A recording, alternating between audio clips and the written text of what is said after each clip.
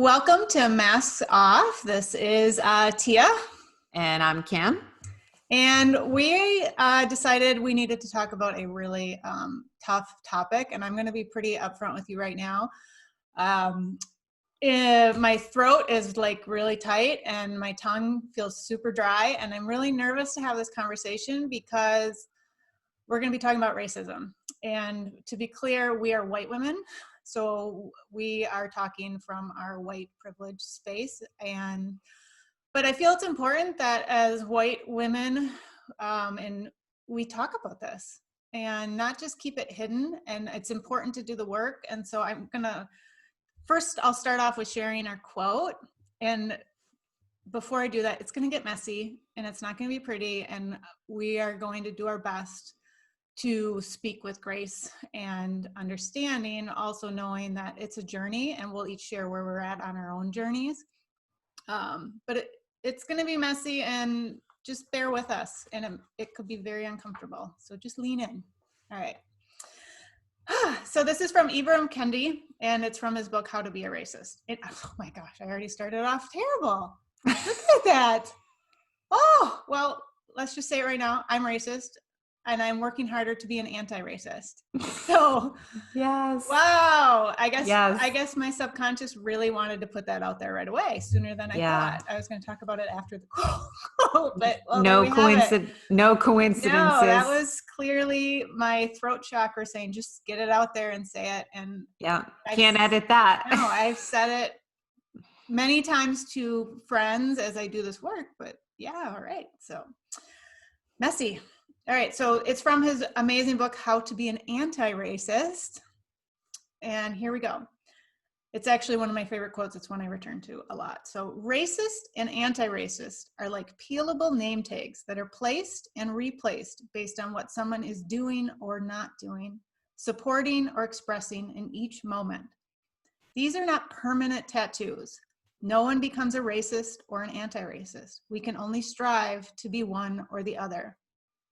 We can unknowingly strive to be a racist, and we can knowingly strive to be an anti-racist. Like fighting an addiction, being an anti-racist requires persistent self-awareness, constant self-criticism, and regular self-examination. So again, that's from Ibram X Kendi from his book, How to Be an Anti-Racist. So as I just laid it out there for all of you, I am a racist. And I am an anti-racist, and I am doing my best to become more anti-racist and keep that name tag on more and more. And for me to say that out loud was really hard for me when I first started this journey, because I was not racist.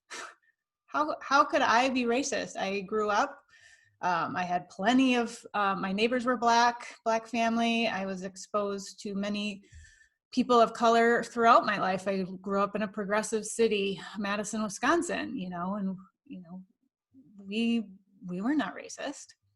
And then I started about 3 years ago to uncover what that actually means and learn and grow, and became perfectly clear that you can't grow up in the United States of America and not be racist.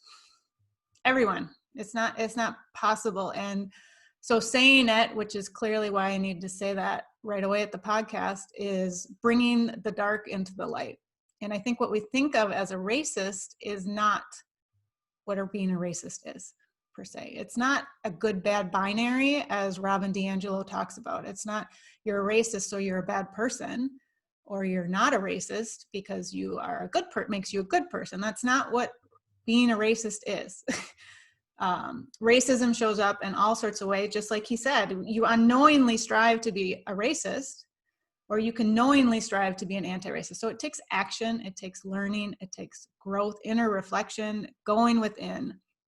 And it's not comfortable, like I said. Lean into this discomfort and have these messy conversations, which we're really going to embark on. And we don't know where this conversation is going to go. So we're just showing up really vulnerable. But if we as white people and white women don't talk about it, we are being racist. So we're both showing up here striving to be more anti-racist. And that means having these difficult conversations and talking about the stuff that we bury and we don't even know what we're doing. Like, I didn't even realize some of the things I had done and how that was a racist act and a racist language. And so we'll talk a little about that. But so that's kind of my journey. So it started a few years ago. So I've been unpacking and unlearning and learning and listening and growing. And obviously since George Floyd and everything, was kind of the catapult, it really made me have to be even more anti-racist. And so I've had many difficult conversations since that all started. And this is going to be a difficult conversation, but it's going to be a real one. So Kim, why don't you kind of share where you're at? Yeah. Well, definitely. I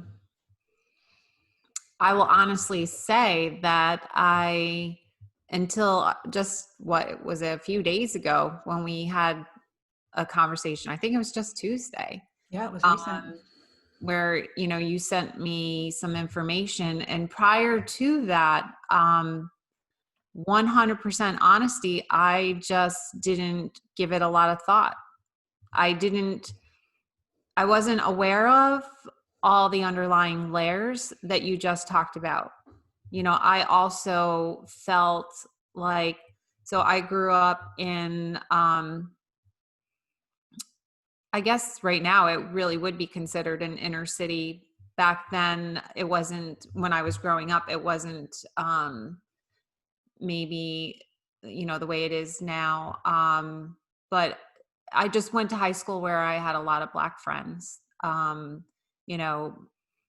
I would say that my parents were anti-racist because my dad worked with what do you call them? Like juvenile delinquents. He worked for the state, but he worked like in different homes. And so he worked with a lot of underprivileged and juvenile delinquent centers. And so, he would sometimes had some of them come to our house. In fact, at one point in time, there was a Black kid that lived with us so that he could, he grew up in one city, but in order to play basketball for a team in the city that I lived in, he lived with us to have our home address, the residence. And I think he lived there for like a year and a half, 2 years. So clearly, if we took a Black person, boy into our house and let him live there, clearly I wouldn't be racist, or my dad wouldn't, my mom wouldn't. I never grew up hearing my parents or really anyone in my family making any racial slurs ever, or saying anything negative or derogatory. So I would share what you said and say that, I wouldn't consider myself as being racist. And until you just explained it now and shared the articles, didn't know that there was an underlying layer. And I think that's what's starting to be awakened right now. Right. More so. I mean, obviously, the work has been around for a while. And I'm sure much longer than obviously I even became aware of it. Because we don't know what we don't know. It's not, right. We aren't taught it in history. We aren't taught the systemic institutional racism that has been around since forever. I don't know. People don't, if they want to explore that a little more, the 13th documentary, it's a really, it's an easy way to do it if you don't want to pick up a book, which I still encourage you to do, but maybe just to start to understand is watch 13th on Netflix, and you can see how the systems have changed and evolved to suppress and continue that racism within our policies in our country, which is why we can't not have some racism in us. And it's an active process of understanding. So for me, the first step was understanding my white privilege. I mean, I did understand that to some extent. I mean, and I've noticed that for, I don't know, as long as I can remember, honestly, because of course, there's big discrepancies between people of color and white people, in the neighborhoods and all of that. And then just the opportunities, and you always would hear that, of the kid who got out of the, impoverished area and came to be this amazing person. It's like, see, you can pick yourself up by the bootstraps and go out and break free, but it's not that simple. And so the more I dove into it, and that's just another form of racism right there. Well, if you just work hard enough, right. That's our white views looking without understanding. And again, I'm just going to keep messing up. And I'm going to say right now, I am sorry if I say anything that is harmful, because I'm learning. And if I do, I would appreciate if anyone's listening to kind of point that out to me. You can send an email. We now actually have an email for our podcast. Yeah. So please let me know if I say something with my ignorance as I learn along this process, because that's how I get better. And that's how I actively can become more anti-racist, because I know I have said harmful things in the past without knowing that. So just putting that out there, listeners, if you hear something, please let me know, because that's the only way I can grow. Or it's not the only way. It's part of how it's part of how it's needed for my own growth, and I invite it. So I first started with having exposure to Robin DiAngelo, who is a white woman who speaks of white privilege and white fragility. And her work was pointed to me and given to me by a friend of mine, a woman of color. And I am forever grateful for her friendship and nudge to say, hey, you might want to look into this. I don't even remember the exact words she used, but it was an amazing gift that she gave me. So I read White Fragility. I actually just got my copy back. So that was by Dr. Angelo, Robin DiAngelo. That is my first book that I intentionally read. I had read other books by Black people and, trying to understand history, of course, but it wasn't with the intent of understanding and reflecting on myself. This one was. You can't not. And so she really started my journey. And then the next step I took was reading Me and White Supremacy by Layla Saad. And at that time, it wasn't a book. It wasn't a print book. It was a downloadable PDF. And I did that work with another white woman, locally, a friend. And so she and I would meet and say these things out loud, just like I had to say, I am a racist and I am an anti-racist. But you have to acknowledge the dark within the light, which we've talked about throughout the podcast too. We can't, it's our shadows. We can't, if we keep them down there, we're not being authentic. Right. And we can't change and grow too, right? If we don't acknowledge what we are. And again, it's not what most of us thought was a racist. You think of the KKK or the white supremacy. Yeah. So I'm here to just remind you that you and listeners and anyone else and myself too, because when I say that, it still makes me go, oh, I hate to say that out loud, because that bad binary, that racist, that means you're a KKK or a white supremacy person. So I still struggle saying that out loud, even though I have been saying it out loud for a while. It's still very hard for me to say, but I need to keep saying it as a reminder to myself. And I think to demonstrate that it's okay for someone else to say it too. Yeah. That safe space. So anyway, she and I worked through Me and White Supremacy. Highly, highly, highly recommend it, because it's a book that you do, not a book that you just read. And so she goes through, I actually, since it's a PDF, I have my PDF copy up. So she talks about, I'll just throw out a few things. So she gives prompts that you go into and questions to go within, just like as Ibram said, it's self-awareness, regular self-examination. And this book is a really amazing compilation of stuff that Layla Assad put together to help you do that self-examination. So it's you and white privilege, you and tone policing, you and white silence, you and white exceptionalism. I'm just grabbing a few out. You and white centering, white saviorism, you and optical allyship, you and being called out, you and your white friends, you and your family. It's just you and Black women, you and Black men, you and Black children. So it really, so it's people of color, but she has a specific chapter around Black people because there's a different element.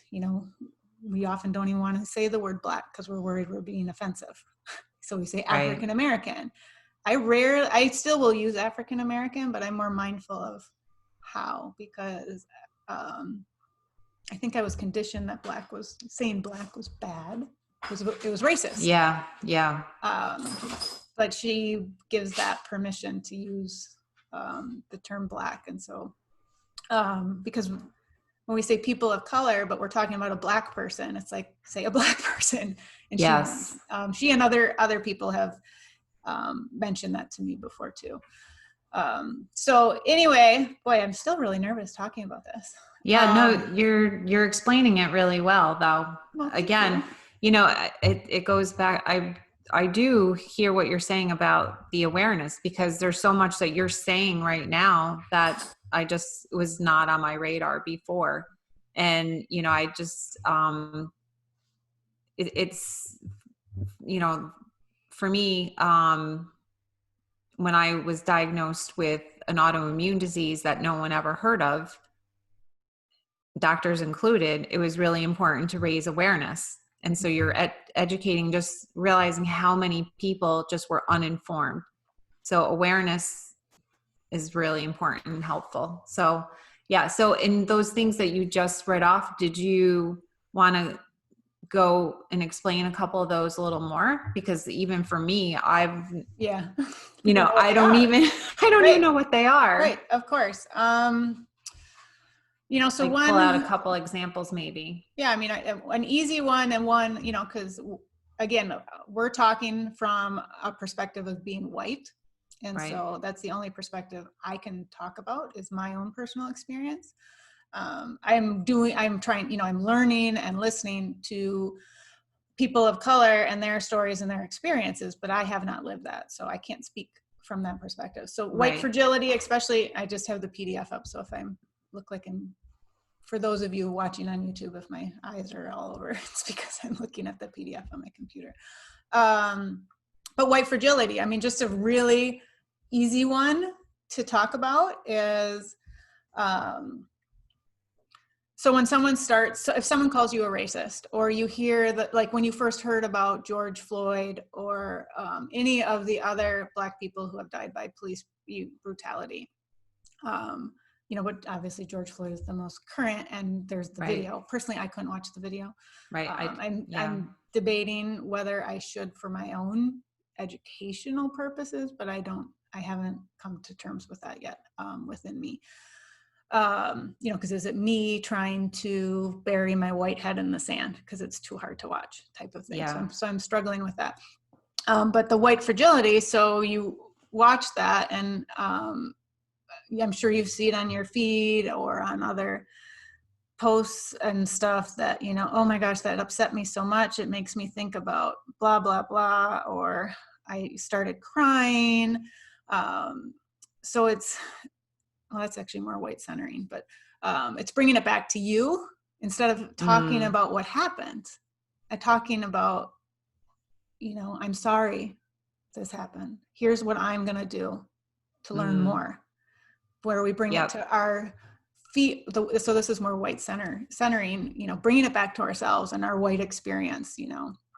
I just saw something this morning on my Instagram feed, and this woman said it much more eloquently than me. A Black woman, and I can put it in the show notes to her Instagram if you're interested. But so she talked about, she saw a post of a woman who was comparing how, it made me so sad when I watched my dog die. And it's like, this isn't about you. Yep. It's not about your white experience and you as a person. It's about a Black man just lost his life under. Well, what about if you feel, what is it considered if you watch the video or any video where the police are brutally beating anyone, you see them with those bar sticks that they use or whatever, and you feel enraged at what the police officers are doing? What is that? So all those feelings are valid and accurate, and no one's saying not to feel them. That's not what I'm saying. So you process those feelings with another white person. Yep. That's the difference. That's the difference, because it is not a Black person or a person of colors.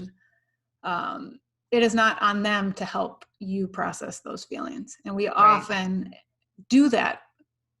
When you start realizing it and you go within and you do your self-examination, you realize how often you may have done that yourself and how often it is happening in the world. So I saw Robin DiAngelo in person. She came to Madison and spoke, I don't know, a year and a half ago maybe. And she had guidelines for her talk up. I'm going to be talking about this and I want you to notice this. I wish I had written them down, what they were, because they were very helpful. And noticing, because there was some interaction with people, and I happened to be sitting next to a Latinx man. And so when it came time to pair up, so I went by myself, and I was sitting next to a bunch of women who, I'm assuming they were college age. And so, they immediately paired up. So I paired up with the Latinx man, and I noticed myself. I mean, it was something as simple as one of the rules of that exercise was if you are paired up with a person of color, you do not get to speak first. Let the person of color speak first, because we often start and you don't realize it until you notice it. And then the listening. And so another piece of the white fragility is, I haven't personally experienced this, but I have witnessed it. And I have heard many, many stories. So if, let's say there's a work event and they're having we are going to have a racism education event type of thing. And Robin DiAngelo talks about this. And so they're talking about it. And all of a sudden a white woman starts crying. I'm so upset. This is really disturbing. So the white tears take away from the message and the learning. So if you need to cry, you need to leave the room or hold it together. So bringing in those tears is a way of bypassing your feelings in that setting. It doesn't mean you are not allowed to have your tears and have your feelings and process, but that's not the place to do it in a situation where there are people of color and white people. No one. How does that take away from the Black person's experience?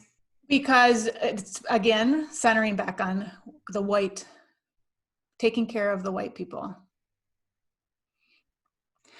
I'm just playing devil's advocate a little bit. Yeah, of course. I'm just thinking about myself being a super empath, and that I just connect to the human suffering. And that I don't know if what is actually said in those meetings when they're talking about it, but if it was just a situation, I think what I'm saying is, like if it's just a situation of human suffering, no color, no, it would still be inappropriate to feel that and express that in that moment. If you are in a situation where there is a conversation and you are having a hard time, your empath piece comes in, or it's not an empath, it's just someone who it's upsetting.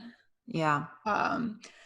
And it is specifically, you're talking about race and racism and whatnot. It is, you need to excuse yourself.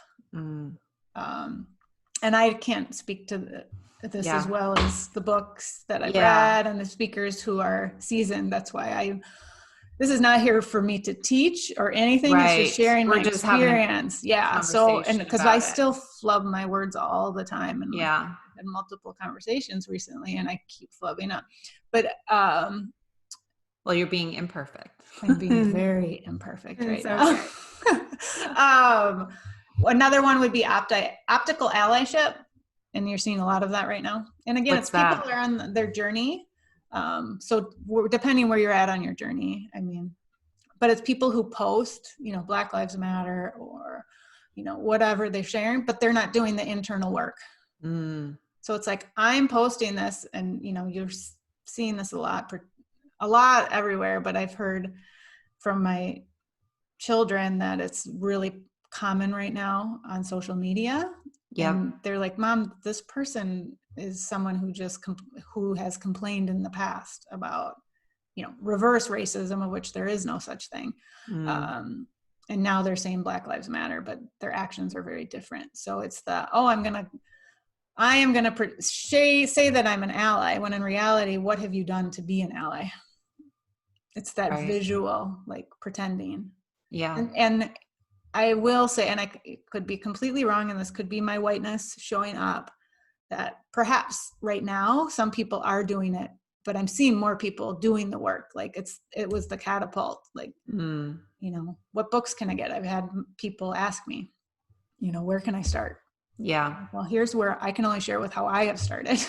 Yeah. And there's many paths, but if you post it and then you take action, yeah. But if you're posting and that's all you're doing, or like a video moves you of a Black man saying, I'm a father, I am a this, there was one that went around. That's great. It moved you. Now what? Yeah. Now what? It's not enough to say it moved me and it upset me or I'm this. Now what? So otherwise you're just continuing your racism. Yeah. If that makes sense. No, it makes sense. So to be, in full, let's be real. Let's be real. Yeah. So, well, and I mean, in our intent to have this conversation, we did talk about this before when we talked.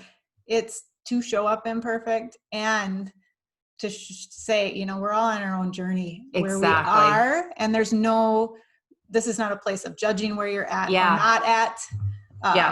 So 100%. So but this goes to authenticity in the masks, like us creating the show Masks Off. Right. And this isn't what I shared just in another episode about my pattern of keeping my voice quiet and not speaking. Like I feel viscerally in my gut. Like that, my voice and in my throat, because you said the voice, the throat chakra is where the voice needs to be, what's the word? Articulated, let out the energy. So, and it is an opportunity for me to sit with this. Why is it like I'm feeling the trigger, right? We always say the trigger's within, it's not on the outside. So I am like super grateful that you brought awareness, because like I said at the very beginning, I had no idea that there was underlying layers to everything. And I am willing to, I did read or I watched the one, I think it was a YouTube from Robin DiAngelo, that one that you just referenced. And I read another article. So I am willing to, where I am, because obviously I'm very new to all this. I am willing to learn and become aware. I feel like, and I'm not saying necessarily from you or where it's coming from, it could be coming from within myself, but that piece about, okay, I'm aware, I'm learning, I'm paying attention, but if I don't take action, then whether there is or isn't a judgment about whether, so that is something I'm feeling. I am feeling a judgment. And then just something I have to work within myself, and then come, right? We kept talking about going inward. I have to be able to not do all this to please you. Right. Exactly. Right? I can't do all that, because then it's not authentic. It's not real. I have to, it has to be true to myself. So I'm only sharing this for listeners and viewers that this is the process. Right. This is the process of taking something that someone says on the outside And I do need to digest it. And I do need to make sure that if I do something, if I take any action at all, it needs to be because it feels right in my gut, not because Tia is saying I should do X, Y, and Z. Like that's what's been coming up. So, and if I choose not to, even if it does still make me a racist, if I choose not to take action, that, like you said earlier, it doesn't make me a bad person. It's just where I am right now. Right. In the process of. So, like that's just kind of, yeah, I know I'm saying a lot, but that's been kind of what I'm internalizing right now as we speak. Yeah. And I'm, I mean, like we preface this, we're just going to show up. And I appreciate you sharing your process, because I think that's also very helpful to people as well, because I'm sure there's a lot of people feeling pressure. Yeah. And I'll say from my side, my authentic piece is, with all of this showing up, because, I have been doing this work, and that I had that too. It's like, because I shared with someone the other day on Facebook who is just starting the journey as well, and said something like, it's a lot to process. And I said, when I started this, what I thought the world wasn't, and who I thought I wasn't. So it was literally like, because like I had my whole history. I was not racist. Yeah, I had friends, which again, and Ibram Kendi talks about this, being not racist is actually when you say you're not racist, it's neutral, which means you're racist. And so he calls it the non-neutrality mask, the non-neutrality racism mask, because then you're right in the middle. You're not actively being an anti-racist, and you are a racist. And again, it's not good, bad, it's just where anyone is. So I understand where you're coming from, because I had some of that as well. But I also have my authentic self as having done some of this work and to be an ally, and it's not just being an ally and an anti-racist, it's me wanting to, it's just, and I hope in my conversation, with you and with other people I've had these hard conversations with, it's an invitation. Right. And it's an invitation to explore yourself. And this layer, because we've been exploring, people who have been on the spiritual path have been exploring lots of layers. And I've had conversations with people not on the spiritual path with this as well, which is always different. But still, for me, it's an invitation. Right. And you can choose to open that invitation when you're ready. Just like we can't force someone to become awake and conscious. Right. We can't force someone to decide to go within and look at their own racism. But for me, not to invite someone does not feel authentic. Right. And that's keeping your voice quiet. Exactly. That's dimming your light. Yeah. And I had been doing that before, because I'm like, they're not ready to hear it. And I'm like, okay, but that was, again, the fitting in. Yes. Versus belonging. And so for me, it was very much, this was the catapult for me. So for some people, it's catapulting them to, get curious and maybe start to explore. And for me, it was, okay, now I need to peel another layer of my own racism back, because I wasn't being authentic and using my voice. And that is becoming more anti-racist. Right. So and it just shows different people, different paths. Yeah. But for me, it's an invitation. And some people haven't taken it well. Some people have, or some people have just been, okay, and no more conversation. Yeah. Shut down, which is fine. I can't control the other. Right. That's exactly what I was going to say. And I love that you compared it to even the people in our lives who we want them to be on a more conscious path, awakening, and they're not ready for it. And this is interesting. So getting frustrated sometimes with those people. So it's very careful. Like when you send an invitation or just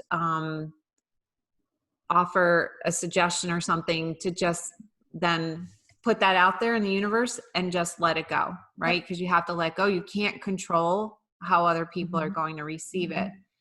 And then but it's interesting how I'm noticing my own frustration / judgment when people aren't becoming conscious, and then yet see how the trigger is within. Right. And then it's like, oh, but I don't want to be judged if I'm not going to be one to take action and become more of an anti-racist. So that's interesting that just came up for me to watch and witness that. For me to have more compassion around other people that are in my life that are not conscious, to really just be more compassionate. Yeah. You know, and the work has to come within. It has to. I mean, as much as I would love everyone to do this work, it's not up to me. Right. It's not up to me. And I think for me personally, again, I can only speak from my experience. I believe the consciousness of white people and people of color has to be elevated regardless. Yes. And I'm not saying that it's 100% nonviolent path, you know, the rioting and all that, because I've had to unpack a lot of that personally. Because we wouldn't be able to vote as women if it were not for some uprising, right? Yeah. And protesting, which did not always, was smoothly. always not nonviolent. So I can't judge any of that either. And so it's been a process for me to unpack and notice that I want the conscious uprising and the understanding of the anti-racism, and that means changing policy. I mean, because it's not as simple as, oh, I become an anti-racist and, it'll ripple out. No, we're talking systemic, long-term policies and this is not a wave a magic wand and everyone does the work and it changes. No, there's money involved and there's power involved and there's all sorts of stuff involved. So it's just like the education system, right? I was going to say, just like a lot of other institutions things in our society. It doesn't happen overnight. So I know. I mean, I guess I personally wanted to have this conversation. Yeah. And we did go into it saying we'll make a decision whether we post it or not. To be upfront with everyone here. Yeah. Because it is messy, but I think like with anything, any discomfort we have, that's what we need to lean into. Because should you choose to start, and I'm not speaking to you specifically, our listeners, if anyone listening or you specifically decide to start to look into this and explore or deepen where you already are in your path, it's not easy and it's really uncomfortable. I mean, Layla Saad's Me and White Supremacy is incredible, but oh my gosh, when my friend and I would get together and talk about what came up for us, I'm like, I had no idea. Oh my gosh. And there was one time we got together and I shared something that had literally happened the day before. I'm like, I did it again. There, I did it. I mean, can you think of what an example would be? Yeah. I mean, I remember this example specifically. I was somewhere and got on the elevator and a Black woman came on with her Black child. And I am really aware of the Black children aspect of whiteness. So that was on my mind, that mindfulness of that. Yeah. And, because we, as white people, like, they're so cute. Look at, Oh yeah. So that's racism. Yeah. And because then they're 16 and now you're afraid of them, or you have a different judgment. You don't look at them the same. And even saying them, I mean, that's terrible. The Black boys, the Black young adults. Yeah. So there, checked myself. And I'm sure I messed up again, but I'm trying and learning and unlearning. But this woman and I immediately was sugary sweet. I'm like, oh, how are you? And I talked about the weather or something stupid. And literally you could see, she's just like, I am not here to take care of you. I'm not here to make conversations with you. I mean, like the energy was very clear that it was, and again, this is my perception and my story, but I was trying to be I'm a good white person and I'm doing the work and I'm trying to understand my racism. And, you know, so Wow. in my head, I had this, okay, I need to be perfect. I need to be the right, I need to act and be anti-racist. And in reality, all I did was be more racist. Yeah. And Wow. I felt so, I got off that elevator and it just hit me like a ton of bricks. I'm like, it was like a slap in the face. I'm like, I just did it. The patterning is so deep because I've done that in the past. Right. You know, it's like, oh, you're Black. I'm going to be your friend and I'm going to be nice. And you're going to see I'm nice, that I'm not like all the other white people. Wow. So when I Great shared that example. with my friend, it was just like, I have to say this and I have to say it out loud. And I just literally did it 2 days ago. This was before because we would meet back in the day when you could meet in a coffee shop and talk about Yes. stuff. Yes. But yeah, it was really painful for me because Wow. I had the awareness where 5 years ago, I wouldn't have even thought twice about it. But it was me and my whiteness, and my white privilege, Yeah. and I my see white that. centering, and everything. There's so Yeah. many areas, that little simple interaction, which I'm sure many of us have done before. Yeah. Well, I'll just say that one, progress, not perfection, right? Exactly. So being mindful of that, you Mm-hmm. are definitely, the fact that you got off the elevator and then became aware and you were able to deconstruct that is progress. Right. So for anyone who is listening or watching who may start on this path, to be aware it's not going to change overnight and it's not going to be an upward hill, Mm-mm. right? You're going to have the back and forth. Right. And then just bringing in that example of something that seems so simple and just showing and pointing it out and illuminating that as an example of what racism can look like is raising awareness. So you have used this platform and you've done it beautifully and you have raised awareness for me and for anyone who is listening or watching. So, you know, it's good. Thank you. You're Yeah. welcome. So You did well.